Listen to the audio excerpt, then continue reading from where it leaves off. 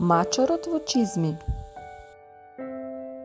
Татко ми веќе не е помеѓу нас. Се што ни остави е мелницата и мачорот. Познавајќи ги моите браќа, знам дека тие ќе ми ја земат мелницата, а ќе ми го остават мачорот. Тие ќе заработуваат и ќе живеат, а јас што ќе правам? Си помисли Џек.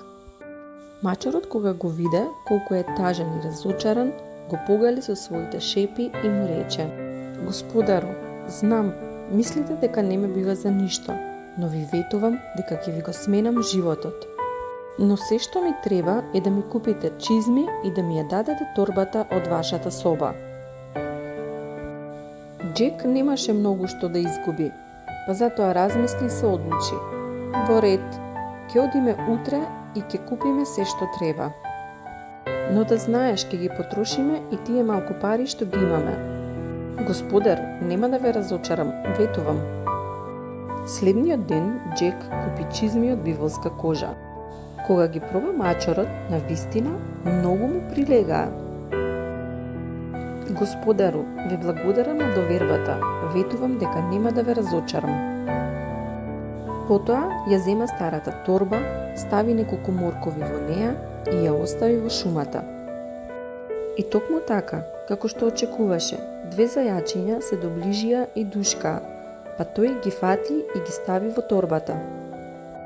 Откако ги врза, тргна кај кралот. Посака да се види со него. Почитуван кралу, мојот господар многу ве почитува и затоа ви испрати поздрав. Две вкусни зајачиња. О, изгледаат вкусно. Ке им кажам да ги сготват и да уживаме во вечерата. Поздравете го вашиот господар. Секако, ќе го поздравам со задоволство. До сега не сум слушнал за него, но неважно, голема благодарност до него. Кралот и неговата ќерка уживаа во прекрасната вечера. По некое време мачорот повторно сакаше да се види со кралот и му донесе две еребици. Како е вашиот господар? Мојот господар е многу добро, ве поздравува и ви праќа поздрав. Подарок, повторно, во ред, што испрати сега? Прифатете ги овие две еребици, тој ги испрати токму за вас. Ви благодарам, изгледаат вкусно, сега ќе им кажам да направат добар оброк. Поздравете го господарот од мене и многу би сакал да се сретнам со него. Потоа кралот и неговата ќерка уживаа во вечерата и разговараа за држливоста на господарот. Мачорот одлично се снајде со двете зајачиња и еребиците. Па така, тој и Џек повеќе не беа гладни и живееа мирно во своето село.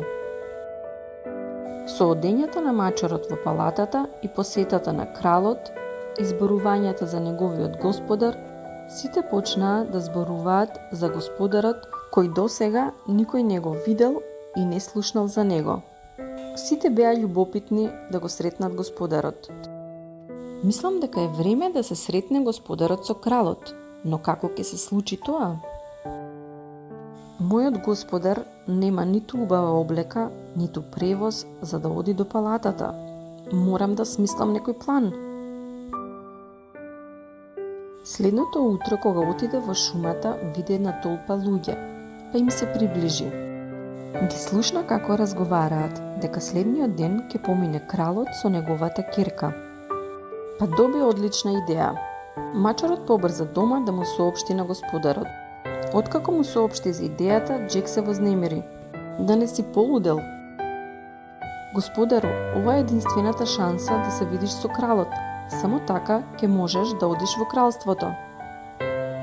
Дали знаеш, ако не разбере кралот, ќе не убие и двајцата? Остави на мене, те молам, само верувај ми. Џек размислуваше и не беше целосно убеден за да оди.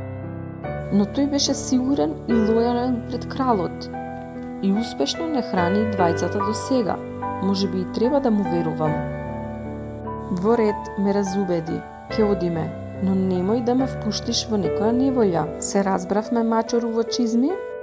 Без грижа, господару, само верувај во мене. И ти ветувам дека ќе имаш многу подобар живот. Следниот ден мачарот го однесе на местото каде што требаше да помине кочијата. Кочијата се приближуваше до реката, па тогаш мачарот му рече на Џек: "Ајде, брзо соблечи се и рипни во реката. А јас ќе ја скријам и ќе побарам помош за тебе. Во ред, немам друг избор." Џек го послуша мачарот. Мачарот ја скри облеката и дојде на местото каде што беше Џек. Токму кога поминуваше кочијата со кралот, мачарот почна да вика за помош. Кога кралот го слушна гласот, нареди да застанат. "Ваше височество, морате да ми помогнете. Мојот господар сакаше да се искапе во реката и кога наеднаш дојдоа разбойници и му ја земаа целата облека. Тогаш кралот нареди да донесат облека за господарот. Донесоа прекрасна кралска облека. Облеката беше многу убава и му прилегаше совршено на Џек. Изгледаше како принц. "Конечно се запознавме, господару." Кралот го покани Џек да седне во кочијата. Џек беше срамежливо момче, па затоа малку се размислуваше. "Ве молам, влезете, ќе ни биде задоволство да не дружите." Џек, кога ја виде принцезата, многу му се допадна. Беше многу љубезна. Пред да тргне кочијата, мачарот веќе имаше план. Тој со целата брзина истрча пред нив. Трчаше толку многу брзо за да стигне до полињата со пченка. Па таму на селаните им кажа: "Кога ќе помине сега кралот и кога ќе ве праша чиви се овие полиња, вие ќе кажете на господарот. Доколку не кажете така, ќе си имате работа со мене." Селаните се исплашија и се согласија на барањата на мачарот. Кочијата полека се приближуваше до полињата. Кралот нареди да застанат. Го повика селанецот и го праша: "Чиви се овие големи полиња со пченка?" Како што беше наредено од мачарот, тие одговорија: "На господарот." Кралот продолжи да оди понатаму. Ги сретна овчарите и земјоделците, ги праша и нив, и тие одговорија дека се припаѓа на господарот. Понатака праша и за говедата. "На господарот, ваше височество, се е негово." "А дали и златните полиња со пченица се негови?" "Да, господару, и тие се негови. Сите полиња припаѓаат на господарот." Кралот беше многу задоволен. Господарот што го запозна, не само што беше љубезен и убав, туку беше и многу богат. Џек и принцезата, додека патуваа, скришно се гледаа и се повеќе се заљубуваа. Мачарот со целата брзина истрча пред нив и отиде во замокот на џинот.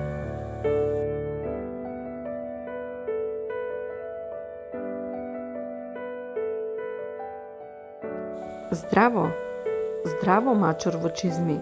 Што те натера да дојдеш овде, кај мене?" "Слушнав дека имаш неверојатна моќ." "Да, имам. Што е, не веруваш во тоа?" "Сакаш да ти покажам?" "Па, не дека не верувам, но би сакал да видам со своји очи. Што можете да направите со вашата моќ?" "Сега ќе видиш што можам." И така тој се претвори во лав. Мачарот се исплаши, избега низ прозорецот. Ѕиркајќи низ него, се појави повторно. "Што е, се исплаши? Ете, сега виде колкава е мојата моќ." "Да, видов, но сепак не сум потполно сигурен." "Ајде, влези ваму и изјасни се. Што може тебе да те увери дека мојата моќ е голема?" "Па, мислев дека..." "Што?" "Видов дека можеш да се претвориш во лав, но дали можеш да се претвориш во глушец?" "Ти се шегуваш со мене? Секако дека можам." "Па добро, не реков дека не можеш, но многу е лесно да бидеш голем и силен, но дали можеш да бидеш мал како глушец? Тоа да го видиме." "Еве, види и увери се." Па така големиот џин се претвори во мал глушец. Кога го виде мачарот, на брзинка го фати, го зема во рака и секако го лапна. Ете така, се ослободивме за секогаш. Викна задоволно мачарот. Палатата почна да се враќа во својата нормална состојба. Се оживеа како порано. Сите беа благодарни на мачарот во чизми. Го гушнаа и го прашаа како може да му вратат за оваа добрина. Па, ќе ми треба нешто од вас. Наскоро, овде ќе дојдат кралот и неговата ќерка, заедно со мојот господар. Вие треба да кажете дека ова е неговиот замок и дека се ова припаѓа на мојот господар. Во ред, како ќе кажете? Не грижете се, тој е многу добар човек и ќе се грижи добро за вас. Кралот кога го виде замокот се прашуваше на кого може да биде овој убав замок. Мачарот ги чекаше пред портите на замокот, па му се поклони на кралот. Ваше височество, добре дојдовте во замокот на мојот господар. Благодарам, ова е прекрасен замок. Верувам дека внатре сигурно е уште поубав. Навистина прекрасно изгледа. Влезете и видете сами, ваше височество, повелете. Джек беше целиот збунет, но веруваше во својот мачар. Кога го погледна, мачарот му намигна. Джек беше сигурен во тоа што го прави неговиот мачар, па затоа му се насмевна. Кралот беше воодушевен од целата ситуација. Потоа му се обрати на Джек. Вие сте многу добар човек и јас на вистина би сакал да ја омажам мојата ќерка за вас. Джек беше изненаден, но и среќен. Колку многу се смени неговиот живот, што уште можеше да посака, освен да се ожени со принцезата во која веќе се заљуби. Беше задоволен и среќен од предлогот на кралот, па му одговори: Ке ми биде чест оваа убава принцеза да ја направам моја жена. Ке ја чувам и сакам до крајот на мојот живот. Ох, ти благодарам, толку многу среќен ме направи. Знам дека после мојата смрт ке владеете мудро со моето царство.